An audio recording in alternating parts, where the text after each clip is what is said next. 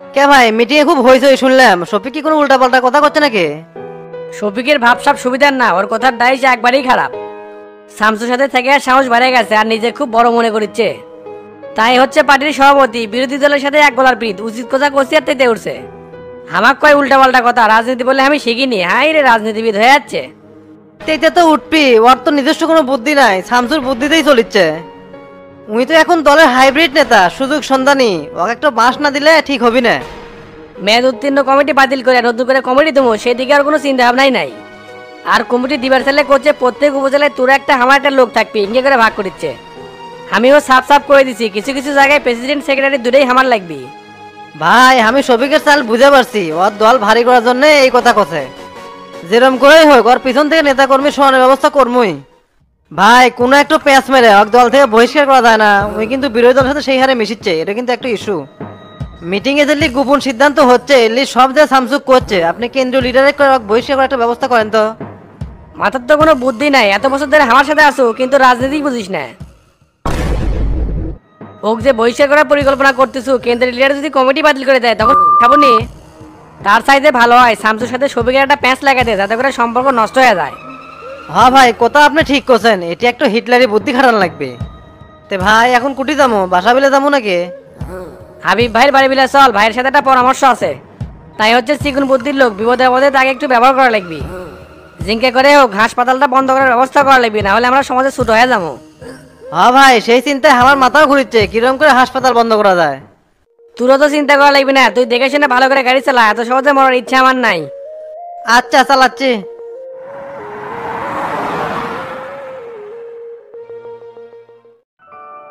তে কি খবর রে, এই পর্যন্ত ট্রাক কয়টা গেল? চাচা 50 গাড়ি হসে অলরেডি, আরো আসতেছে। দুপুরের মধ্যেই যেহেতু 50 গাড়ি হসে, আজকে তাহলে ভালোই ব্যবসা হবে নি। তো বালু কত করে ধরতেছে? আপনি তো 500 টাকার কথা কছিলেন, কিন্তু 550 করে নিচ্ছে। আর গাড়ি ভাড়া আছে 1200, আর লেবারের 200। সব মিলে খরচ হচ্ছে 2000। আর আমরা বেচিচ্ছি 2600 টাকা করে, প্রত্যেক গাড়ি 600 টাকা করে থাকিচ্ছে। আরে বাবা, এগুলা রাস্তার মধ্যে হিসাব করার বিষয়, টাকা যা থাকিচ্ছে এটি আলহামদুলিল্লাহ। তুই খালি দেখ দিনে 100 গাড়ি মারা যায় নাকি। আপাতত 60-70টা মারা পাবো, তারপর দেখা যাক কি হয়। তবে চাচা, যে হারে ব্যবসা হচ্ছে, 5 মাসে এই ব্যবসা করে ফেললে বহুত টাকা ইনকাম করা যাবে।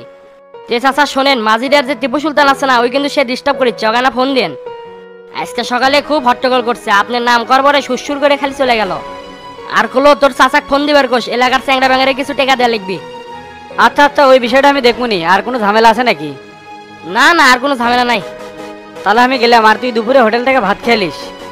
আচ্ছা চাচা, আমি খাই লেবুনি, আপনি যান। ক্যারেটেরা জাহাজের কি অবস্থা, কাজ কাম কদ্দুর কি হলো?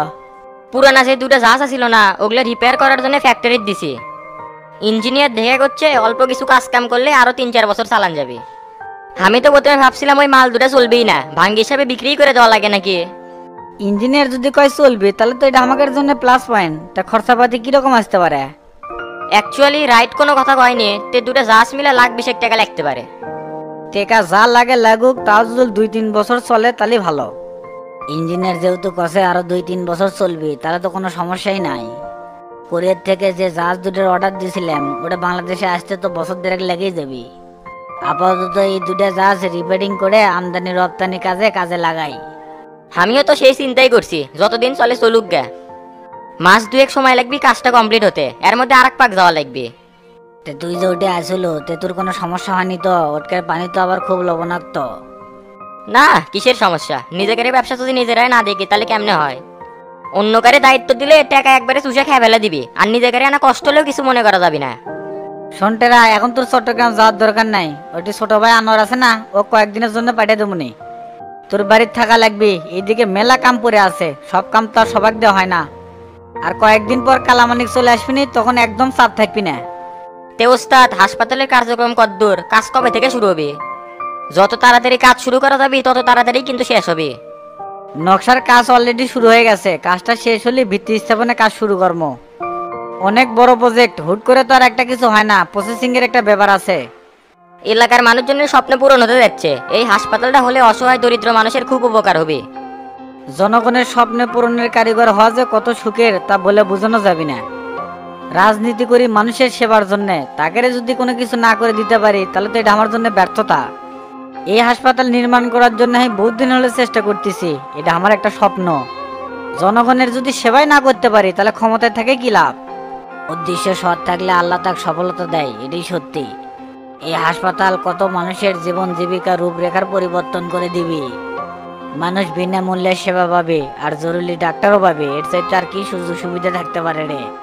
তবে সাবধানে থাকা লাগবে, কারণ ভালো কাজে শত্রু বেশি সৃষ্টি হয়, তাই বুঝে শুনে পথ চলা লাগবে। এলে আমি চিন্তা করি না গুরু, ভালো কাজে যাই বাধা হয়ে দাঁড়াবি, তাক ছুটে ফাল দিতে আমার 1 মিনিট সময় লাগবে না। আর অন্যায়ের সাথে কোনোদিন আপোষ করিনি, এখনো কর্ম না।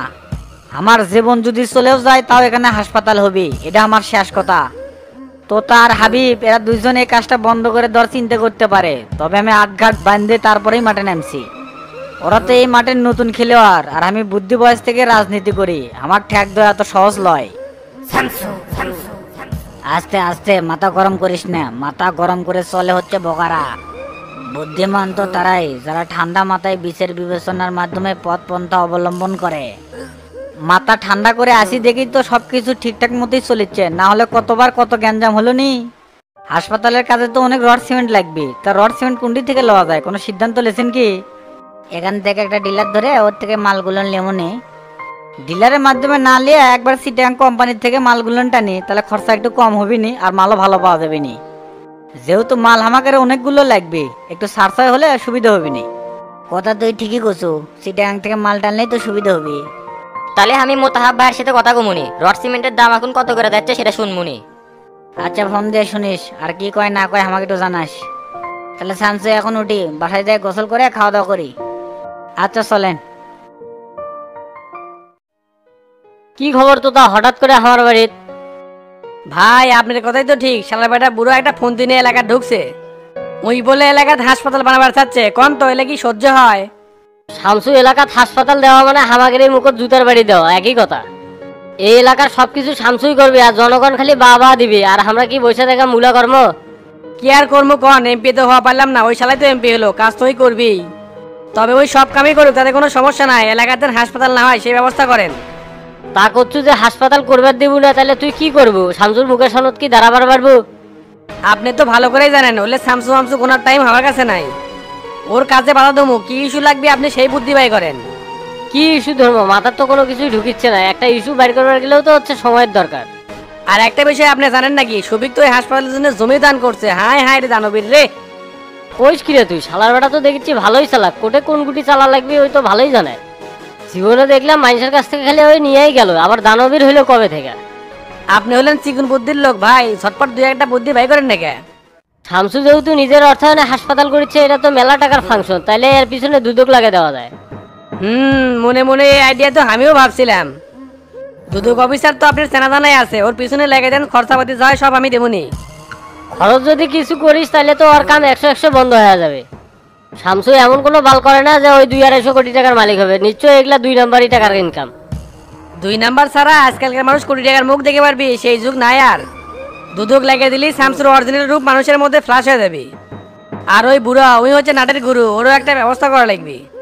স্বাস্থ্য মন্ত্রণালয়ে একটা খোঁজ নিত যে লিখিত কোনো অনুমোদন দিছে নাকি, যদি না দিয়ে থাকে তাহলে ওটিও ঠেক দেওয়া যাবে।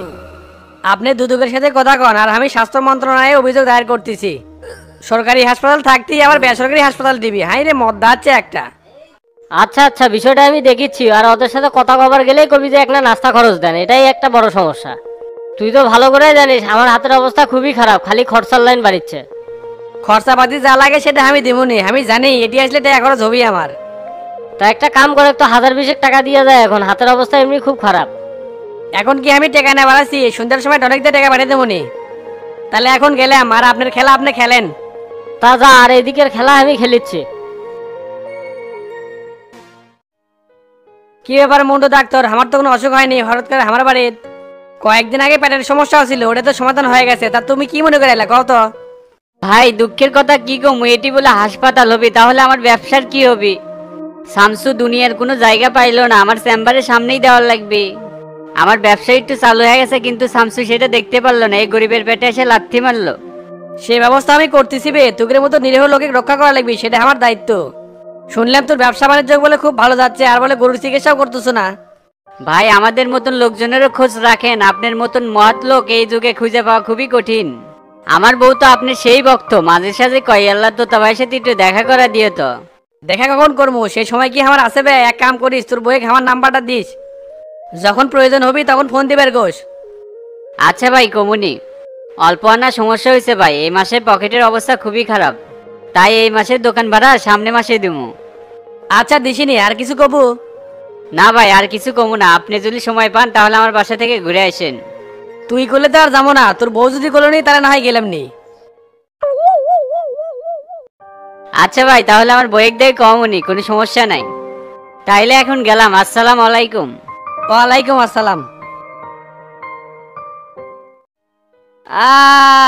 যে গরম পড়ছে রে বন্ধু, আমার তো অবস্থা একেবারে খারাপ। কে তোর চাচার ঘরে নিয়ে এসি আছে, ওটি শুয়ে থাকতে পারিস না? সুমু কখন রে? রাস্তার যে প্রজেক্টটা লিছে সারাদিন তো ওটি আমার দেখভাল করা লাগে। ও শামসু ভাই না তো করে একটা রাস্তার প্রজেক্ট দিছে, তে কামাই কাজি কিংগে হচ্ছে? প্রথম দুদিন না খারাপই গেল, তারপরের দিন থেকে সেই ব্যবসা চালু হয়েছে। আজকে পরে 50-60টা গাড়ি মারছি, ভালো টাকা কামাই হচ্ছে। বালুর যে চাহিদা দেখিচ্ছি, কয়েকদিন পরের থেকে 100 করে গাড়ি মারা যাবে। হ তাই তো হবে, রাস্তার তো বালুর খুব চাহিদা আছে। কামাই কাজি তো খুব করিচ্ছ, ট্রাক প্রতি 50 টাকা ধরলে তো আমাকে 2,500 টাকা দেওয়া লাগে, সেটা গুটি রে। কাম কাজ তো কোনো কিছু করিস না, বসে থাকলে কেউ টাকা দিবে? এই রোদের মধ্যে সারাদিন হাড় ভাঙ্গা পরিশ্রম করে 2500 টাকা কামাই করে পারছি না, আর বসে থেকে 2500 টাকা দিবি? তোরা যেই কামাই করিচ্ছ এটাও তো ফায়ের উপরে, তাহলে তো শামসু ভাই কাম হামাকে দিল নি। তোরা যে বেটা কুদ্দেশে বালু দিচ্ছ, আর যদি আমি এক কল দিলাম নি তাহলে ওটি যাও লাগলি না, ওই নিজের থেকে সেইভাবে কাম করে দিল নি। শামসু ভাই ভালোবাসা সবিক চাচা কামড়া দিছে, আর সবিক চাচা তো হামা করে আপন লোক। ভ্যাস্ত্যাক যদি গাড়ি প্রতি 50 টাকা দেয় তাহলে কি খুব বড় ক্ষতি হয়ে যাবে?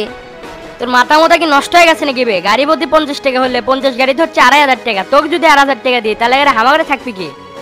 আমার 2,500 টাকা তোর চোখে পড়িচ্ছে, আর তোরা যে দিনে ফায়ের উপর 25,000 টাকা কামাচ্ছ, সেটা কি তোর মাথাতে আছে? মন মানসিকতা একটু বড় কর, বালুর টাকা খাবার গেলে সাইড ছুরি একটু দেখাই লাগে। শামসু ভাই যদি এখনই একটু বেকা হয় তাহলে কিন্তু কাল থেকে তো করে কামাই কাজি বন্ধ হয়ে যাবি, সেই হিসাব কি তো করে মাথাতে আছে? আর আমি তো তোদের থেকে সাদা চাইনি, ভ্যাস্তে হিসেবে চাচাক থেকে গাড়ি প্রতি 50 টাকা চাচ্ছি খালি। শোন বন্ধু, ওল্লা গাড়ি প্রতি 50 টাকার হিসাব বাদ দে, চাচাক যা তোর নাম করলে এমনিতে 2,000 টাকা দিবি নি, ওর মধ্যে তোর 1,000 আমার 1,000। তুই আমার নাম মাঙ্গা টাকা লিবো আর 40, দুইজন তো একই সাথে খরচ করি, আমার 1,000 টাকা হলেই হবে। ঠিক আছে, আজকে রাতে চাচার সাথে বিষয়টা ফাইনাল করবো নি, আর কালকে বিকেলে তোর বিকাশে 1,000 টাকা ঢুকে যাবি। কথা জানি মনে থাকে, কাল থেকে জানি আমার অ্যাকাউন্টে 1,000 টাকা আসে, তাছাড়া কিন্তু তোর পকেট থেকে টাকা জরিমানা নেবো। এ বেললে কি কোস? এই ফটিকে এক কথার মানুষ, একবার জবান দিছি মানে তোর বিকাশে প্রতিদিন 1,000 টাকা করে যাবি। তো বন্ধু থাক, আজকে ওটি সারাদিন রোদের মধ্যে থেকে চোখ জ্বলিচ্ছে, ঘুম পাড়া লাগবি। শোনবে এলে তো হবি, তোর মাথার যে বুদ্ধি নাই, 200 টাকা যদি একটা স্যাংরাক দেওয়া হয় তাহলে তুই সারাদিন ওটি দেড়া থেকে দেখবি যে কয় টাকা আসলো আর কয় টাকা গেল, তাহলে তো তোর আর কোনো কামই করা লাগে না। নিজের কাম নিজে করা লাগবে, ওটি যদি একটা টাক গুনতে মিস করে তাহলে 2600 টাকা যাবে। আমার একটা বিশ্বস্ত স্যাংরা আছে বে, অক যা কমু তাই করবি, কোনো 19-20 হবি না। না বে, ওল্লা ধান্দা বাদ দে, চাচা তো আর আমার মধ্যে বের অন্য কাউকে বিশ্বাস করবি না। তাহলে থাক, আমি এখন উঠলাম, কালকে দেখা হবেই নি, এখন যে আমি একটা শান্তির ঘুম দেবো। শালা ফটিকের বাচ্চা নিজের মতো চলে গেল, আমি তো এখন একা আছি, রাতে তো আমার ঘুমও ধরে না। কি যে করি এখন, ভালোই তো লাগিচ্ছে না। দেখি বাগান বাড়ি ওদিক যায়, ওটি যদি কোনো জুয়ারি বসে এমন কানের তলে লাগামু আর যা আছে সব কেড়ে লমু। কাজ কামের ব্যস্ততায় ওদিক তো অনেক দিন ধরে যাওয়া হয় না, জুয়ারিরা তো আর যারা না, একটু সুযোগ পেলে ওটি বসবি। ওটি যায় যদি 2-1 টাকা আটকায় পারি তাহলে তো অগরে ধরে না সামু, তাহলে একটু আমার বিনোদনও হবিনি, ওরা শিক্ষাও পাবিনি।